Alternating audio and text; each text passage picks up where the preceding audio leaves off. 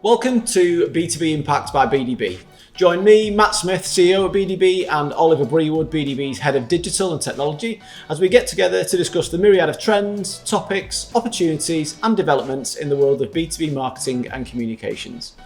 Our aim is to arm you with content, opinions, and insights that deliver lasting and meaningful impact across the B2B community, helping the global businesses and brands we partner with navigate their way through the information and communication revolution. Are you ready to make an impact?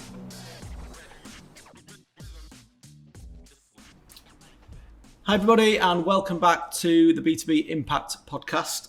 This week we're going to switch up the format slightly and touch on some topics, some stories, some things that have caught our eye this week across the B2B marketing and I guess wider communications landscape as well. So, shall I kick us off with the first one on my list, Ollie, and then we can flip in and out as we go? Go for it. Have you heard of, or are you familiar with AI copywriting? Vaguely. Okay, so I've seen it referenced in a few different blogs this week, being kind of mooted already as something that potentially could impact people's careers, people's paths as AI and I guess learning technology gets better and better.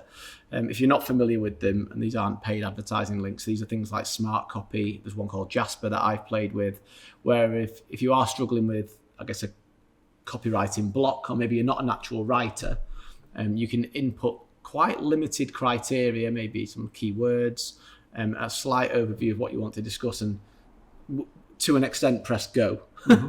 And it starts self-writing a blog or a longer piece of copy for you. Yeah.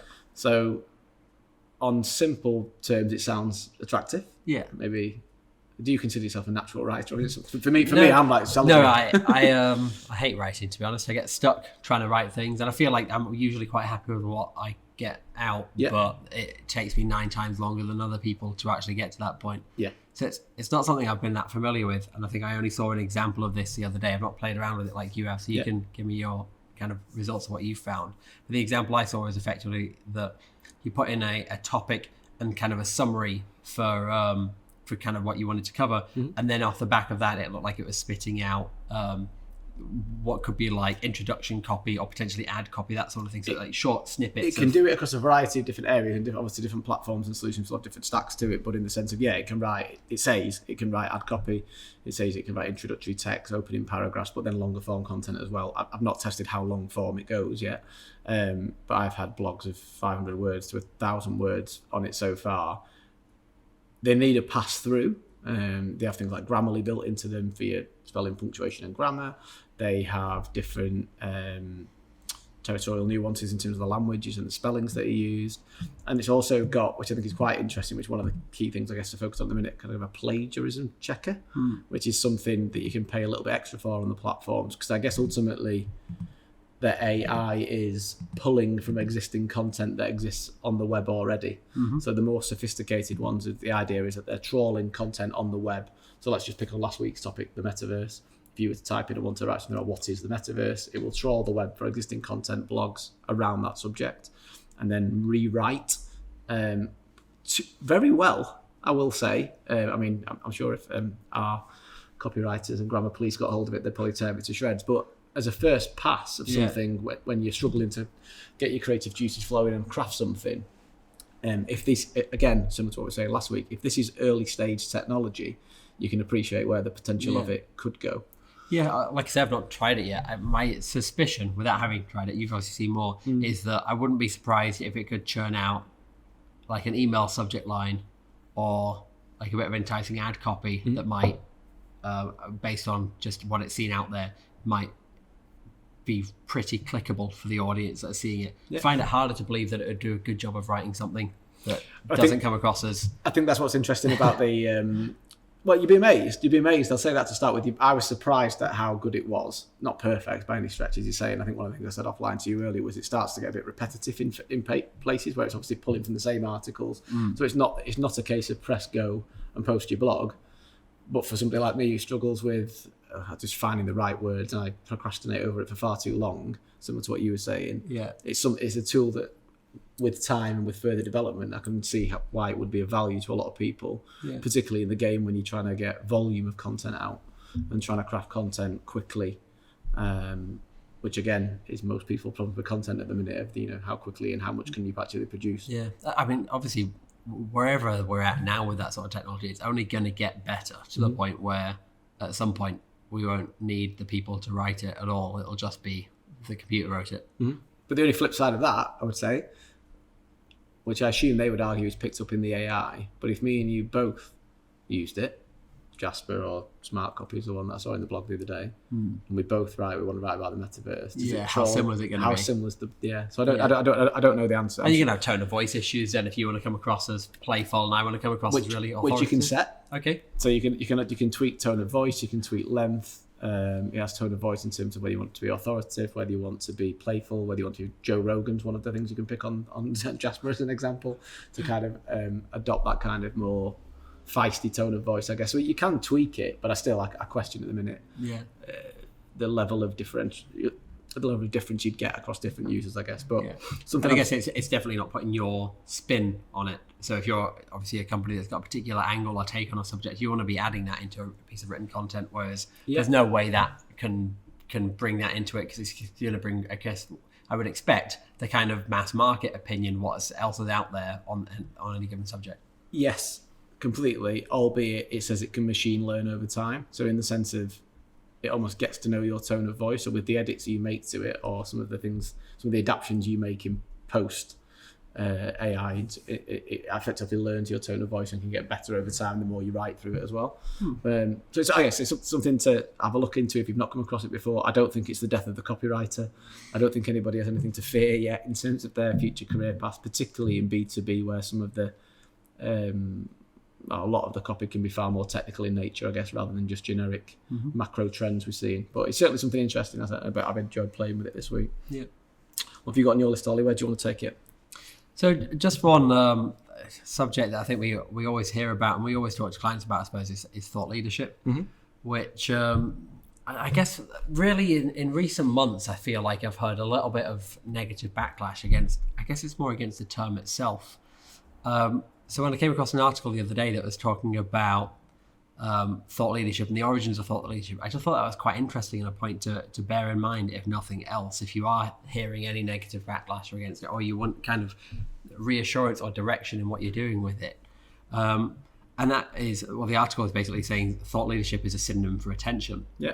And talking about how the origins of it is apparently basically that thought leadership was a term used to apply when you had a business idea that merited attention. And I just think when you start thinking about it in that context, it's quite different. I think when we think thought leadership, it's easy to start running after what should we talk about, what will people like. But I think when you get to the core of the idea, which is that it's having an idea that merits attention, I'd like to think that puts a bit of a different spin on what kind of ideas you might come up with when it comes to actually creating content. I think it should definitely be a qualifying criteria for it, because I think we hear it a lot in terms of objectives, and I think we've heard it a lot, maybe even more recently, which might be brought to the forefront more post-pandemic for people doing events and virtual events. A lot of the events are actually, the objectives were building to positioning themselves as a thought leader.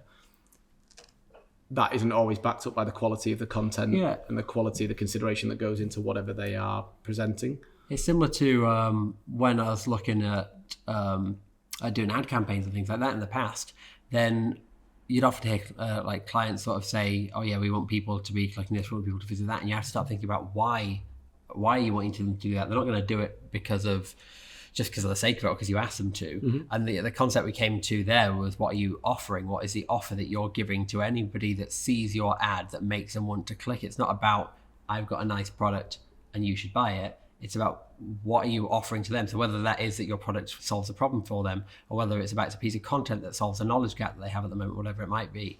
But it's putting that context of, it's not about me, it's about what we have to offer. And I think this is kind of a similar vein of, it's thinking to the core of why you're doing thought leadership. It's not because you want to be a thought leader. It's because you have something that really merits some kind of attention, whether you've got an amazing product, whether you've done a load of scientific research that's pushing boundaries forward, or whatever else it might be. It's just about sharing something because it's noteworthy and deserves to be shared, not just because you've heard content and thought leadership is a trend that you should be following right now. I think, I totally agree. I think marketing in general, you see a lot of buzzwords and phrases go in and out of fashion quite commonly. I don't think thought leadership is going anywhere, because I think it's one of the core areas that a lot of B2B businesses and brands and marketing practitioners want to be seen to be experts in. But I agree with you. I think it's more around flipping the argument of removing the arrogance or perceived arrogance away from thought leadership. That it's not about ego, and it's not about look at me, how much do I know, and it's not about following a marketing term or trend. It's about what sits behind that. Yeah, but I think when you wind it back and you strip it back to less, forget this right way around in my own mind, less inside out, so less about me and less about how good I am, and what a great B2B marketer I am, and you should listen to me because I'm a thought leader. Much more towards outside in the pain points that the stakeholder, the customer, the supplier, whoever it is you're trying to reach to and be perceived as a thought leader towards. I don't think it alters or is any different to many other strategies you say about what are you offering that helps them. So what the pain point that they've got, what are you bringing to the table in terms of thought leadership that helps them address and hopefully negate the pain points that they're having. I don't think thought leadership's a problem. I don't think it's a poor term. I think it's got to be applied correctly. No, I 100% agree with that. Like you say, I don't think it's going anywhere. And if we flip that from we keep doing it as marketers and that our clients keep doing it, everybody in the space is doing it, to what buyers want. Buyers do continue to want content. They continue to consume content, and they do much more of that themselves these days, as we know, prior to even engaging in a buying journey. The content's valuable and purposeful. But it's just, I thought it was interesting to keep in mind, if you do hear any backlash against the term itself, forget the term, think about what you're actually trying to achieve, which is sharing things that are actually worth sharing. Yeah, no, I totally agree. Because I think when we're reflecting on it a few days ago in terms of thought leadership, it used to be termed voice of authority quite a lot. You'd hear a lot in the B2B space, I think, as well, which again has that tone of arrogance to it. But you can be a voice of authority and you can be a thought leader, but you've got to constantly keep evolving and keep bringing to the table what are the pain points, how do you address them, what are the pain points, how do you address them, and be seen as being that, I guess, that helper rather than a thought leader. And ultimately, I go back to old school sales really then about like know, like and trust. So they've got to know you, they've got to like you and grow to like you over time with the more you help them, and then that builds that trust, which arguably is what most people are looking for being seen as a thought leader. That people that trust them and then will engage with them to buy their products or services. So there's a long process behind it, and I think the lazy argument is, yes, I want to be positioned as a thought leader at my virtual event. You're like, okay. Then you see the PowerPoint they're going to present, and you think this isn't the right way to go about it. You see the 200-word blog that adds no value, no unique take on things, and it's just like, okay, well, I skim read that in 30 seconds, and that's a load of rubbish. It's amazing how many things come back to the quality of content these days, isn't it? In terms of everything tends to anchor back to, unless you're putting something of quality out there, rethink what you're doing. Particularly when you're trying to cut through the noise and so on. Yeah, exactly. I guess talking about cutting through noise, see that lovely link I've done there, to there was an article that caught your eye in terms of like landing page observations and I'll say optimization, but so I think it's always a subject that's kind of dear to me, just because of my background coming from primarily focusing around digital marketing, a lot of digital advertising being part of that. And in the past, we always saw a lot of clients putting budget into running ad campaigns, and there was always a lot less focus and emphasis put on having a good landing page off the back of it. I think it was more like, if the information's on the landing page, that's great.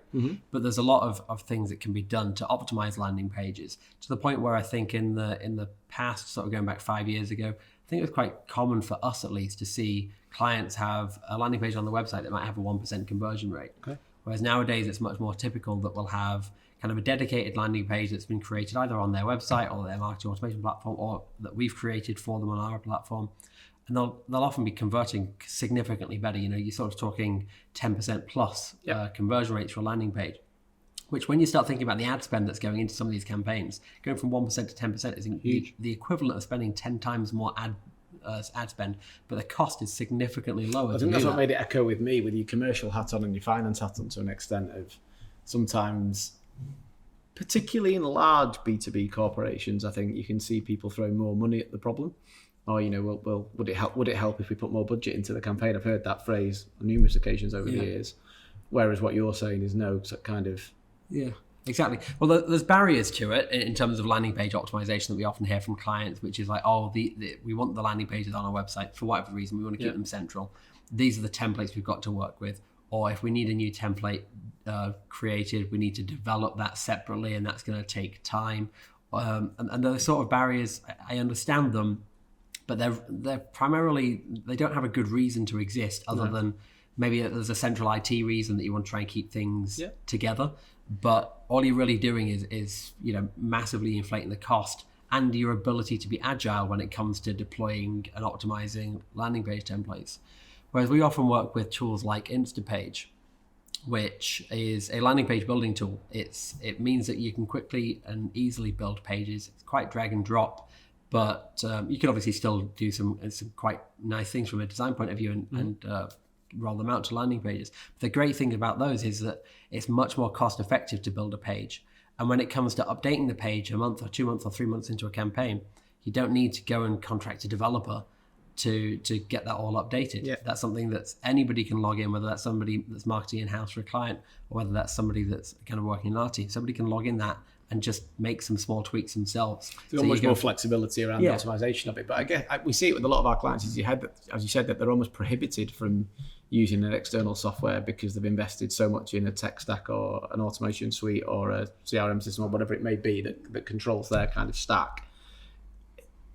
Is that the how do you get around that then? Is it a case of encouraging clients to invest in be more agile, more template creation? I think it depends very much on the client's specific setup. But one thing I'd say is, like, when we're talking about having a landing page built on your website has been built for a purpose, and you typically know with a website it's probably not going to change too often. Yep. That means it's probably not the best tool to be your landing page area, because you don't want to be creating new templates constantly. A marketing automation system is a bit different. I think there's a good reason for landing pages to live in there. It can result in more personalization, more of a tailored experience. But then you do need to approach any landing page templates that you build in that type of solution, whether it's a Pardot or a Marketo or whatever else it might be. You need to build them with some level of flexibility and agility in mind, building them in like component-based approach. And bearing in mind, you probably should have some kind of retained design and development support there to make updates, so you're not just stuck using the same templates. Yeah, you do hear that a lot from clients sometimes and people in the wider industry, but they've got their 2 or 3 templates they can pick from, which have been designed when the system was first set up. And particularly what we've seen sometimes is that those are designed at a corporate level, not considering the various different business groups that then have to be stuck with them and roll them out. And if you're using something that's not for purpose, it's just not going to work as well. So would you rather spend, let's say, €2,000 getting a new template that's fit for purpose for a campaign, or would you rather spend €20,000 instead of €10,000 when it comes to rolling out that ad campaign? And I just think it's something that I'm really genuinely passionate about, is just let's try and optimize pages more. And I think particularly when you're talking around increased return on investment, pressure on marketing budgets, and people having to justify the impact that their spend is having and generating, surely these kind of considerations should be at the forefront. And I think often a lot of our team and your frustration can anchor back to, if we don't control the landing page, we can have a fantastic campaign that's running for a client with a great copy, a great concept that's putting a lot of traffic their way. But yeah, it's kind of wasted to an extent if they then hit a landing page which is completely. And I can say, being on the kind of advertising side of that, it's kind of heartbreaking, because you can be, the average LinkedIn click-through rate is something around like 0.3%, 0.5%, and you can be driving a campaign to deliver 1.5% traffic in some cases, and you can feel really great about that. It's like, we've done an amazing job of hitting something that's obviously resonating with people, but then they hit this old style page, it can't be updated, no flexibility in it, and everything just falls down. You don't get any conversions, or you get very few conversions, and there can be a whole myriad of issues there that just mean it's like, you don't, even though you've done everything you can do, you just don't leave that with a feeling of we're not the actual outcome that we're delivering off the back of everything isn't what you want to be delivering to a client. And putting myself in the client shoes on that, if you said to me, well, we've forced a load of traffic your way, I'd say, I don't believe you. The landing page optimization can't be the issue. It must be something else that's causing it. What kind of things, when we're talking about landing page optimization or improvements that can be made, I appreciate there's a lot, but was there anything particularly in the article or the topic that you saw that kind of it pulled out that surprised you maybe? Or so I think there's one example that I'll use which isn't listed in the article that I found, which we just see as quite a common issue, and that's around like placement of forms. Okay. So we've seen like having a very clearly visible placed form that's near the top of the page instead of located to the bottom of the page will result in much better converting landing pages. Okay. And I think we've seen that across, a myriad of our clients now, to know that that's, in general, obviously everybody's different, but in general, that's something we should be able to take as a given. But then there's a few interesting things that are, I guess, more recent trends in this article that I think would be really interesting for us to look at trying out going forward. So one example found that, a landing page on average apparently has about 500 words of copy. Okay. And this example basically found that within a study that having 100 words or fewer actually resulted in a significantly higher conversion rate, sort of converting 50% better than pages with 500 words of copy. Now, clearly there's questions in here about is our proposition too complex to get across what we're trying to communicate in that many words or not? But it's certainly something to bear in mind and potentially experiment with, because these are things, if you've got the right systems in place, you should be able to A/B test and see for yourselves which is converting better. And then I suppose very important off the back of that is not only which is converting better, but what's the quality of those conversions. If you're converting better, but you realize that everybody that's actually converting on the lower number of keyword landing page doesn't really understand it, or doesn't quite understand what they've filled in their details for, that's a problem. But if you're seeing the quality of those is relatively similar, then but the conversion rate on one is a lot higher, then you've clearly got a room for success there. Does it depend on where the buyer is in the buying cycle and their own journey and so on as well? Because if they're looking to be educated further, obviously maybe more comprehensive copy may serve its purpose. But I guess when you do click through to a landing page, I've seen people throw the kitchen sink at them where they're huge, and I think we've probably come across with that in the past, trying to fit too much in. Yeah, and that's one of the points on here as well, is about video, which is that landing pages with video on convert worse. And I think in the past there's certainly been times that we've been put videos on landing pages thinking that this is helping to communicate the message, it's telling you something concisely. But I don't know, the length of each video is obviously going to vary, but you're asking somebody to spend 1-2 minutes watching a video on a landing page. By the time they are partway through it, I think there's probably a reasonable chance they're a bit bored and they might lose interest in the whole subject. Yeah. So conversely, just showing them a few sections on a page where they can quickly skim read it, ascertain for themselves if they're interested, and then fill in a form, and they'll find out more when they either receive that follow-up contact or they receive the document, whatever it is they're filling in the form for. Okay. Might be a better way forward. But obviously all these things need to be tested, and it can vary client to client, audience to audience. But I just thought those two in particular were really interesting points. No, 100%. I guess if you're a client or prospects out there working on digital campaigns or amplification, I guess the message really is there isn't a one-size-fits-all for a landing page. So depending on each individual campaign and what your objectives are, but there's certainly some tips and tricks in there as well that seem to, or appear to have a much better conversion than others, I guess. So link to that, and the one we'll finish off on today that I think has caught both our eye, but I think the various topics and blogs we've read recently have brought it more to the forefront again. So you finally got somebody to your website thinking about your campaign being a success, or your landing page, or whatever it may be. And a lot of articles are calling it death of the third-party cookie. Do you want to go first, being our head of tech and digital, to explain what we mean by that? Yeah.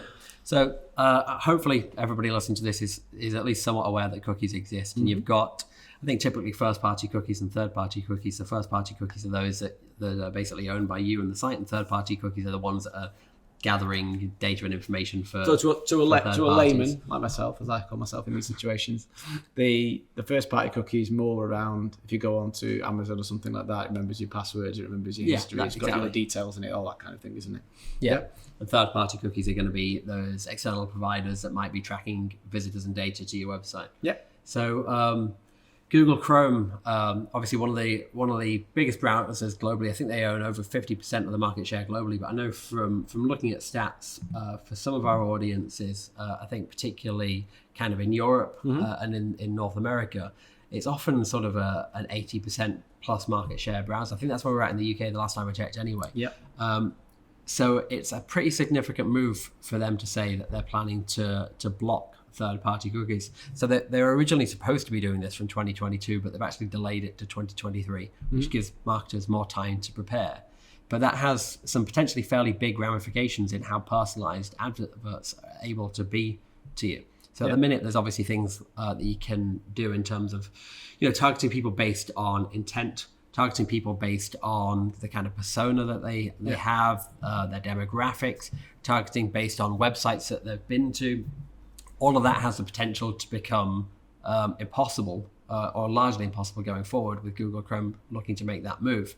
The other one is things like remarketing are also likely to be affected. So that's obviously, been a fairly big aspect of advertising for people, I think, for sort of at least the last sort of 10 years or so, understanding that we can market to people specifically they've already been to our website once using third-party services like Facebook, Twitter, Google, whatever it might be. And that has the potential to kind of all go out the window going forward. So, but then, am I right in saying that Safari and Firefox did this some time ago in terms of removing the third-party cookies from their browsers? I honestly can't say for those two, to be honest with you. I think they did. I think that they've gone for some time. So I think to an extent, Google and Chrome are late to the party to get them removed. But obviously, there's much wider consequences because of the usage, as you say. There obviously, as well as the smaller browsers that have gone down much more privacy-focused routes for years. So certainly, Google aren't a pioneer in this area. No. I just think they're the one that are going to have the actual impact that make a difference. But what are the driving forces behind this? Privacy, I assume, and the increased. And I think we've seen that certainly over the last.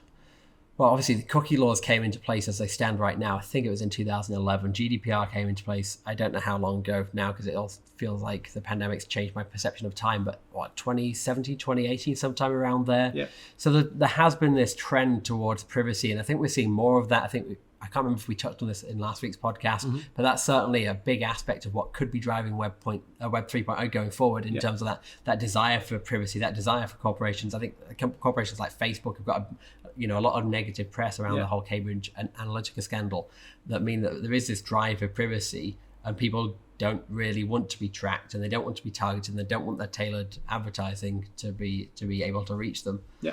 So I think that's just part of that wider trend that I suspect we're going to see as something that just keeps happening and continues going forward. And is it likely to be? Are they making this move before it becomes law or physical regulation? Do you think do you think that's the direction we're heading in now? That it's going to be almost a privacy first approach to these kind of areas? Yeah, but potentially. I mean, I suppose I've not heard of any regulation in process that would mandate it, but I think again we've seen regulation coming in, so it doesn't mean that we're not 5 years off this becoming law anyway. Yeah. But I suppose that just leaves us as marketers going, well, what should we do in the meantime? How do we make sure we prepare? And I guess one of the main things to do is make sure that you're taking care of your first party data, that you're making sure that when you are capturing data, obviously making sure that you're capturing it in a GDPR compliant manner so that you can continue to market to it going forwards, and making sure that you basically got all the best practices that you can there so that you are best prepared for when the other tap might potentially shut off. Yeah.